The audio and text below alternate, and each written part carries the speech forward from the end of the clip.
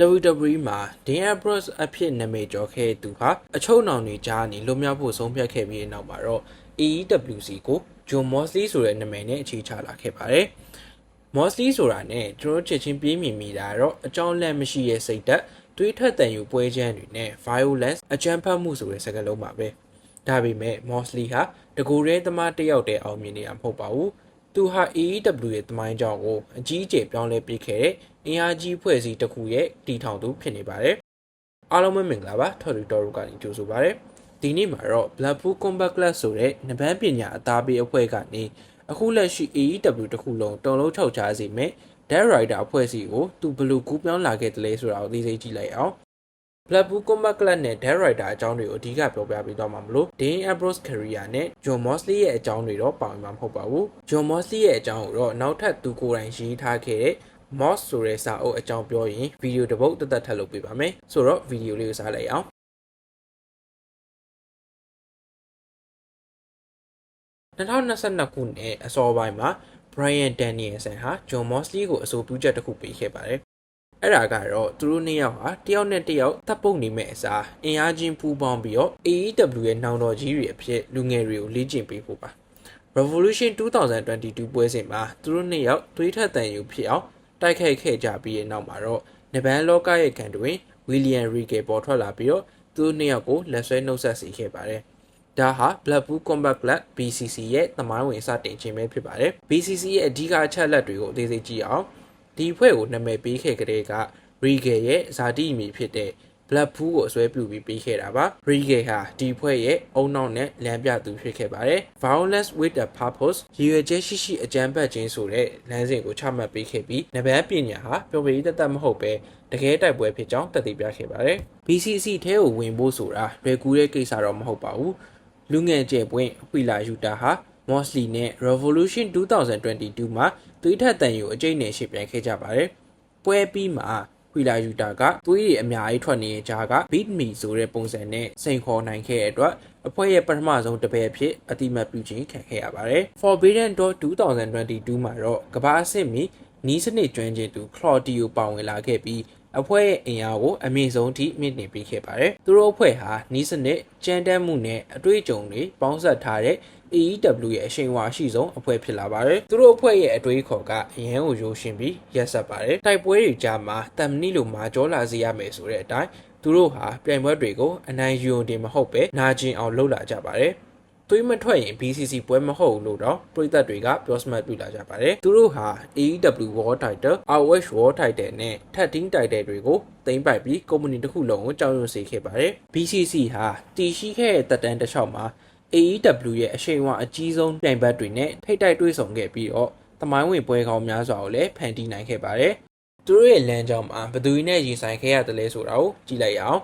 ။ BCC ရဲ့နာမည်အကြီးဆုံးရန်ညိုကတော့ The Elite, Kenny Omega, Hangman Page နဲ့ The Young Bucks တို့နဲ့ဖြစ်ပွားခဲ့တဲ့စစ်ပွဲပဲဖြစ်ပါတယ်။2023ခုနှစ်မှာ BCC ဟာ Elite အဖွဲ့သားတွေကိုအကြိမ်ကြိမ်ပြစ်မှတ်ထားတိုက်ခိုက်ခဲ့ရာနေပဋိပက္ခအထိုးအထိပ်ကိုရောက်ခဲ့ပါတယ်။ Anarchy in the Arena နဲ့ Blood and Guts လိုမျိုးသွေးထက်သန်ယူအလွန်များတဲ့ပွဲစဉ်တွေဟာဒီရန်ညိုရဲ့ရလဒ်တွေပါပဲ။ဒါအပြင် Don Callis ကKenny Omega ကိုတစ္ဆာဖောက်ပြီးတော့ BCC ဘက်ကိုခစ်တပူးပေါင်းခဲ့တာကလည်း AEW သမိုင်းမှာအကြီးမားဆုံးအလဲပြောင်းတစ်ခုဖြစ်ခဲ့ပါတယ်။2022ခုနှစ်မှာတော့ BCC ဟာ Chris Jericho ဦးဆောင်တဲ့ Jericho Appreciation Society အဖွဲ့နဲ့ထိပ်တိုက်တွေ့ခဲ့ပါတယ်။ဒါဟာနဘန်းစစ်ကိုမျက်နှိုးတဲ့ BCC နဲ့ဖျော်ဖြေရေးကိုဦးစားပေးတဲ့ JAS တို့ကြားကဝါဒရေးရာတိုက်ပွဲလေးဖြစ်ပါတယ်။ဒီရန်ညိုအတွင်းမှာ Claudio ဟာ BCC ရဲ့အဖွဲ့ဝင်အသစ်ဖြစ်ပွဲဦးထွက်လာခဲ့ပြီးတော့ Blood and Guts 2022ပွဲစဉ်မှာ BCC ကိုအောင်ပွဲရအောင်ကူညီပေးခဲ့ပါတယ်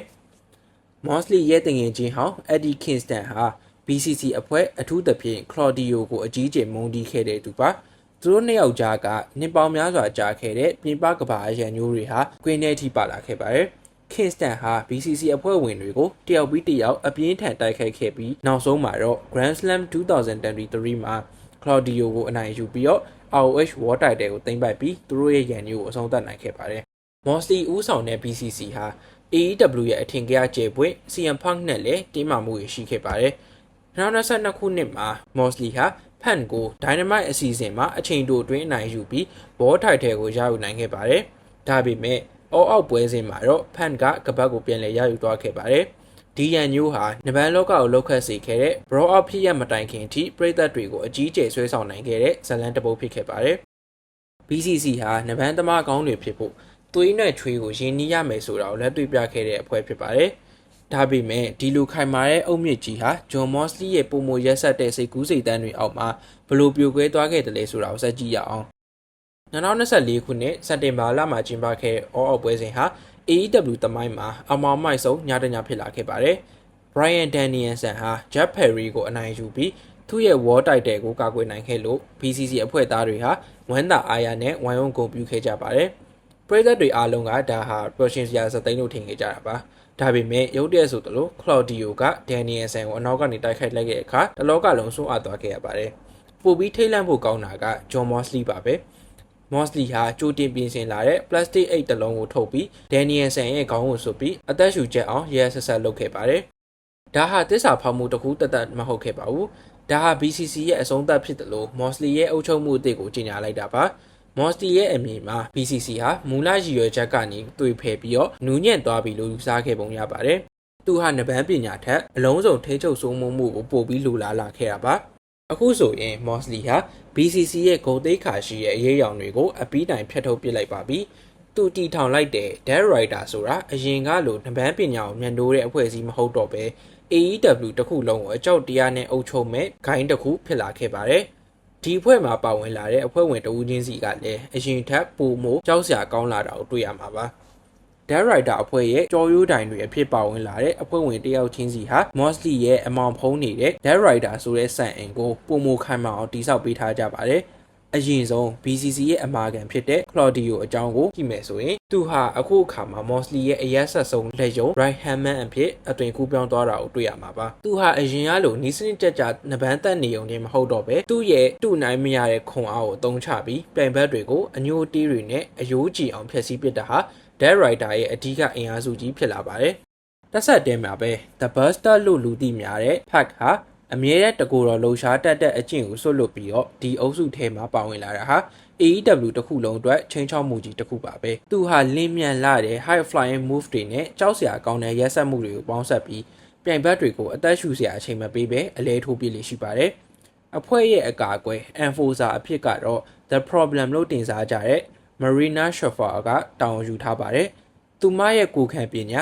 MMA အခြေခံကျွမ်းကျင်မှုတွေဟာ Moxley အတွက်ဘယ်သူမှအနာကိုမကတ်နိုင်တဲ့တမ်နီတတိုင်းကြီးတစ်ခုလိုဖြစ်နေပါတယ်။သူမဟာစကားနည်းပေမဲ့သူမရဲ့ရက်ဆက်တဲ့တိုက်ခိုက်မှုတွေက Moxley ကိုအနောက်ရှက်ပေးမဲ့သူမှန်သမျှကိုလမ်းခူးလက်မှာတင်အမြင့်ပြတ်ချီမုံပေးနေတာဖြစ်ပါတယ်။ဒီလိုအစွန်းရောက်နေတဲ့စွမ်းရည်ရှင်တွေစူးစီးထားမှုကပဲ Dead Rider အဖွဲ့ကို AEW ရဲ့သမိုင်းမှာအကြောင်းရင်းရဆုံးအုပ်စုတစ်ခုဖြစ်လာစေခဲ့တာပါ။ Dead Rider ရဲ့ရည်ရွယ်ချက်ကရှင်းပါတယ်။သူတို့ဟာအရင်ကလိုနဗန်းပညာကိုသင်ကြားပေးဖို့ဒါမှမဟုတ်ပရိသတ်ကိုဖျော်ဖြေဖို့မဟုတ်တော့ပါဘူး။သူတို့ရဲ့တစ်ခုတည်းသောရည်ရွယ်ချက်က AEW တစ်ခုလုံးကိုသူတို့ရဲ့အုပ်ချုပ်မှုအောက်မှာအလုံးစုံထိန်းချုပ်ဖို့ Total Control ရယူဖို့ပဲဖြစ်ပါတယ်။ Moxley ရဲ့အမြင်မှာ AEW ဟာလမ်းမရောက်နေပြီးအဲ့ဒီအမားကိုပြင်ဆင်ဖို့အတွက်သွေးထွက်တန်ယူပွဲတွေဖျက်ဆီးမှုတွေလိုအပ်တယ်လို့သူကယူဆထားပါတယ်။ Dead Rider အဖွဲ့ရဲ့ပထမဆုံးနဲ့အဓိကအကျဆုံးပြစ်မှတ်ဟာ AEW ရဲ့ Heart and Soul လို့တင်စားကြတဲ့ဒါဘီအလင်းပဲဖြစ်ပါတယ်။ဒီထိတ်တိုက်တွေ့မှုဟာရိုးရှင်းရှင်းရန်ညိုးတစ်ခုထပ်ပို့ပြီး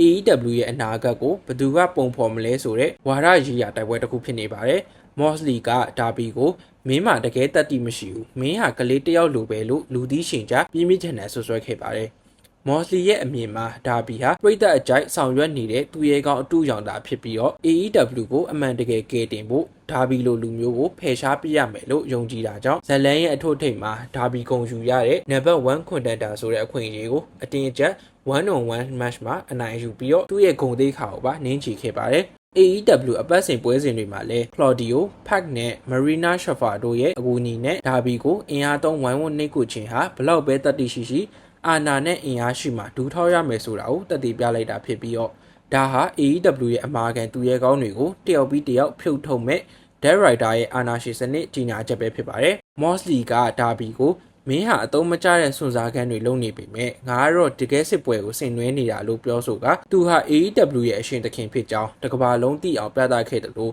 ဒါဘီအကြီးကျယ်ဒဏ်ရာရောက်သွားမှုကလည်း AEW ခေတ်သစ်မှာကိုကျင့်တရားထက်အကြမ်းဖက်မှုကပိုပြီးအစွမ်းထက်တယ်ဆိုတာကိုမီးမောင်းထိုးပြလိုက်တာပဲဖြစ်ပါတယ်ဒီဇလန်ရဲ့အကျဉ်းဆုံးနဲ့အဆုံးဖြတ်ပြီးခဲ့တဲ့အပိုင်းကတော့ဂျွန်မော့စလီနဲ့ဒါဘီအလင်တို့ရဲ့ I Quit Match ပွဲစဉ်ပဲဖြစ်ပါတယ်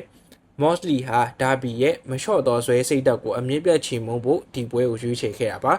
ပွဲတွင်းမှာမော့စလီဟာဒါရိုက်တာအဖွဲ့သားတွေရဲ့အကူအညီနဲ့အတူတာမန်ထက်ပိုတဲ့ရက်စက်မှုတွေကိုတုံးခဲ့ပြီးဒါဘီကိုစိတ်ပိုင်းဆိုင်ရာရောရုပ်ပိုင်းဆိုင်ရာပါနာကျင်အောင်ညီမျိုးစုံနဲ့နှိပ်စက်ခဲ့ပါတယ်ဒါဘီဟာဘလောက်ပဲအရိုက်နှက်ခံရပါစေရီကန်နဲ့နစ်ပြီးအနိုင်ကျင့်ခံရတာတော့မှI quit လို့ပြောဖို့ငြင်းဆန်နေခဲ့ပါတယ်။ The Icon Sting က Director အဖွဲ့သားတွေကိုဝင်ရောက်ဖယ်ရှားပေးခဲ့ပြီးနောက်ဆုံးမှာတော့ဒါဘီအလင်ဟာဂျွန်မော့စီကိုပထမဆုံးအကြိမ်အနိုင်ယူနိုင်ခဲ့ပါတယ်။အဲ့လိုဒါဘီအလင်ရဲ့ကြမ်းကြမ်းခံတိုက်ပွဲဝင်သွားခြင်းအပြင် Director တို့ရဲ့အကြောက်တရားနဲ့အုပ်ချုပ်မှုကိုပထမဆုံးအကြိမ်တုံ့လုပ်သွားစေခဲ့တဲ့သမိုင်းဝင်အခိုက်အတန့်ဖြစ်လာခဲ့ပါတယ်။ Director အဖွဲ့ရဲ့အာဏာစက်အောက်မှာ AEW တစ်ခုလုံးတုံ့လုပ်နေချိန်မှာဂျွန်မော့စီရဲ့ရန်ညိုးတွေဟာကမ္ဘာအကောင်ဆုံးနဘန်သမားလို့တင်စားကြတဲ့ Will Ospreay စီကိုကြားရောက်လာခဲ့ပါတယ်။ဒီရန်ညိုးဟာ2025ခုနှစ် Forbidden Door ပွဲစဉ်မှာစတင်ခဲ့တာပါ။အဲ့ဒီညမှာ Director အဖွဲ့ဟာ Ospreay ကိုရဲရဲဆက်ဆက်ဝိုင်းဝန်းတိုက်ခိုက်ခဲ့ပြီးသူ့ရဲ့လေပင်ကိုအပြင်းထန်ဒဏ်ရာရအောင်လုပ်ခဲ့ပါတယ်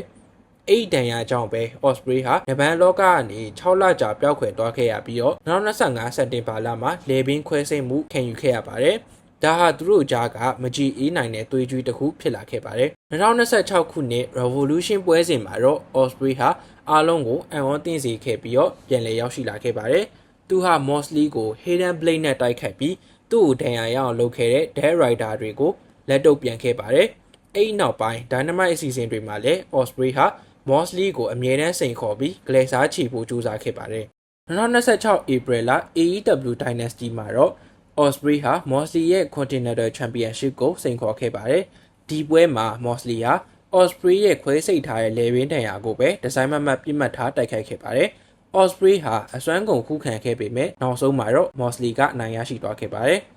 ဒါပေမဲ့ဒီပွဲကနေတဆင့် Ospreay ရဲ့ခန္ဓာကိုယ်ဟာသူ့သုံးနေတဲ့ High Flying Style ကြောင့်ဆက်လက်တောင်းခံနိုင်စွမ်းမရှိတော့ဘူးဆိုတာကိုလူတိုင်းမြင်လာခဲ့ရပါတယ်။ Will Ospreay ဟာ Dead Rider ရဲ့ PR အောက်မှာအကြက်တဲဆိုင်နေချိန်မှာသူဟာအကူအညီအတွက်သူ့ရဲ့မိသားစုလူခင်ရတဲ့ NGPW က United Empire အဖွဲ့ကိုလမ်းခေါ်ခဲ့ပါတယ်။ဒါဟာ AEW နဲ့ NGPW ကြားကကြီးမားတဲ့ထိပ်တိုက်တွေ့ဆုံမှုတစ်ခုဖြစ်လာခဲ့ပါတယ်။ Dead Rider တွေရဲ့ရန်ကိုခုခံဖို့အတွက် United Empire ရဲ့ခေါင်းဆောင်သစ်ဖြစ်တဲ့ IWGP World Champion Callum Newman နဲ့အတူ AEW Dynamite ဆင်မြင့်ပေါ်ကိုရောက်ရှိလာခဲ့ပါတယ်။ကနေဒါမှာပြုလုပ်ခဲ့တဲ့အိမ်ညာဟာရုပ်ရည်တည်ဖြစ်သွားခဲ့ပြီး United Empire နဲ့ Dead Rider အဖွဲ့သားတွေကြားကအကြီးအကျယ်ရန်ပွဲဟာပြည်သက်တွေကိုအံ့ဩသင့်သွားစေခဲ့ပါတယ်။ United Empire အဖွဲ့ဝင်တွေဟာ Ospreay ဘက်ကနေမမမတ်ရပ်တည်ပေးခဲ့ပြီး Dead Rider တွေရဲ့အနိုင်ကျင့်မှုကိုပြန်လည်တုံ့ပြန်ခဲ့ကြပါတယ်။ဒဏ်ရာပြဿနာတွေကြောင့် Ospreay ဟာ Mark Davis နဲ့ပွဲမှာဒိုင်ပွဲရက်နဲ့ရှုံးနိမ့်ခဲ့ရပါတယ်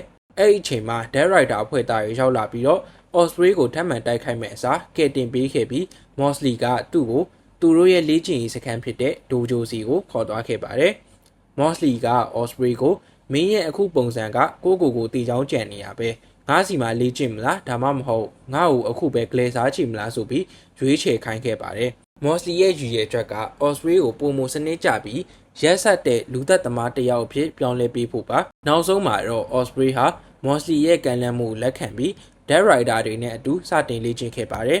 အခုဆိုရင် Ospreay ဟာသူလေးစားရတဲ့ Danielson ကိုဒဏ်ရာရအောင်လုပ်ခဲ့တဲ့ Dead Rider အဖွဲ့ထဲကိုရောက်ရှိနေပါပြီဒါဟာတကယ်ပဲစိတ်သက်ပြောင်းလဲသွားတာလားဒါမှမဟုတ် Moxley ကိုအနီးကပ်ချီမုံဖို့ကြံစီနေရလားဆိုတာကတော့ AEW ရဲ့စိတ်လှုပ်ရှားစရာအကောင်းဆုံးအပိုင်းတစ်ခုဖြစ်လာနေပါတယ်။ Ospreay ဟာ Moxley ရဲ့ကံလန့်မှုလက်ခံမှုဆုံးဖြတ်လိုက်တဲ့အခါမှာတော့ United Empire အတွင်းမှာအကြီးအကျယ်ဒေါသထွက်မှုတွေဖြစ်ပေါ်လာခဲ့ပါတယ်။ Callum Newman က Ospreay ကိုမင်းဟာငါတို့ညီကိုလားဒါမှမဟုတ် Dead Rider တယောက်လားဆိုပြီးလူသိရှင်ကြားမိကုန်းထုတ်ခဲ့ပါတယ်။ NGPW ရဲ့ Wrestling တို့တခု2026ပွဲစဉ်မှာဒီတင်းမာမှုဟာအထွတ်ထိပ်ကိုရောက်ခဲ့ပါတယ်။ Ospreay ဟာ United Empire နဲ့အတူစူပလာတွေစကူးနေစေဖြစ်ပေမဲ့ Callum Newman နဲ့အဖွဲ့သားတွေက Ospreay ကိုသူတို့အပေါ်တစ္ဆာရှိကြောင်းလက်တွေ့ပြဖို့ဖိအားပေးခဲ့ပါတယ် Osprey ဟာအဖွဲ့နှစ်ခုကြားမှာဂျာညက်နေပြီးတော့ဘယ်ဘက်ကိုအပြေးဝပါမလဲဆိုတာဝေခွဲမရဖြစ်နေပါတယ်ဒီအခြေအနေဟာ Osprey အတွက်တော့ရုပ်ပိုင်းဆိုင်ရာတိုက်ပွဲထက်ပိုမိုခက်ခဲတဲ့စိတ်ပိုင်းဆိုင်ရာစစ်ပွဲတစ်ခုဖြစ်လာနေပါတယ်။ Mosley က Osprey ကိုဝက်ဖွန်တစ်ယောက်ဖြစ်လာအောင်တွေးပေးနေတဲ့အချိန်မှာ United Empire ကတော့ Osprey ကိုသူတို့ရဲ့ညီကိုဖြစ်ပြန်လည်ဆွဲခေါ်ဖို့ကြိုးစားနေပါတယ်။သူဟာ Mosley ရဲ့ရက်ဆက်တဲ့လမ်းစဉ်ကိုလိုက်မလားဒါမှမဟုတ် United Empire ရဲ့တစ္ဆာရှိမှုအောက်မှာပဲဆက်နေမလားဆိုတာကတော့ AEW နဲ့ NGPW ပရိသတ်တွေစိတ်ဝင်စားစောင့်ကြည့်နေရတဲ့အပိုင်းပဲဖြစ်ပါတယ်။ညီကုန်းချုပ်ရရင် Jon Mosley ဆိုတာ AEW ရဲ့သမိုင်းတစ်လျှောက်မှာအငင်းပွားစရာအကောင်းဆုံးနဲ့အင်အားအရှိဆုံးဇက်ကောင်တစ်ယောက်ဖြစ်နေစေပါ။ Blackpool Combat Club ကနေစတင်ခဲ့တဲ့သူ့ရဲ့ရည်ရွယ်ချက်ရှိအကြမ်းဖက်မှုလမ်းစဉ်ဟာအခုဆိုရင် AEW တစ်ခုလုံးကိုဝါမျိုးမဲ့ Dead Rider ဆိုရဲ့အာဏာရှင်စနစ်စီကိုအသွင်ကူးပြောင်းသွားခဲ့ပါပြီ။ Will Ospreay တယောက် Dead Rider ရဲ့လေ့ကျင့်ရေးစခန်းထဲမှာဘယ်လိုပြောင်းလဲသွားမလဲ။ Mosley ရဲ့ဒီအမောင်ဖုံးတဲ့စီမံကိန်းက AEW ကိုကယ်တင်ခြင်းလားဒါမှမဟုတ်ဖျက်ဆီးခြင်းလားဆိုတာကတော့ဆက်လက်စောင့်ကြည့်ရမယ့်ကိစ္စပဲဖြစ်ပါတယ်။ဒါပေမဲ့တခုတော့သိချပါတယ်။ Jon Mosley ရှိနေတဲ့၍ AEW မှာငြိမ်းချမ်းရေးဆိုတာရှိလာမှာမဟုတ်ပါဘူး။ပရိသတ်တို့ကဘယ်လိုထင်လဲ။ Will Ospreay က Dead Rider ထဲမှာ Mosley ရဲ့အစွမ်းထက်ဆုံး weapon ဖြစ်သွားမလား။ဒါမှမဟုတ်အဖွဲ့ကိုအတွင်းကနေပြိုကွဲအောင်လုပ်မဲ့သူဖြစ်လာမလား။အောက်က comment မှာဆွေးနွေးသွားလို့ရပါတယ်။အခုလိုနဗန်လောကရဲ့စိတ်ဝင်စားစရာကောင်းတဲ့ဇာတ်လမ်းတွေနဲ့နောက်ဆုံးအသတင်းတွေကိုသိရှိဖို့ Talk to Torb ကို subscribe လုပ်ထားဖို့မမေ့ပါနဲ့။နောက်ထပ်ဗီဒီယိုတွေမှာပြန်တွေ့ကြပါမယ်။အားလုံးကိုကျေးဇူးတင်ပါတယ်။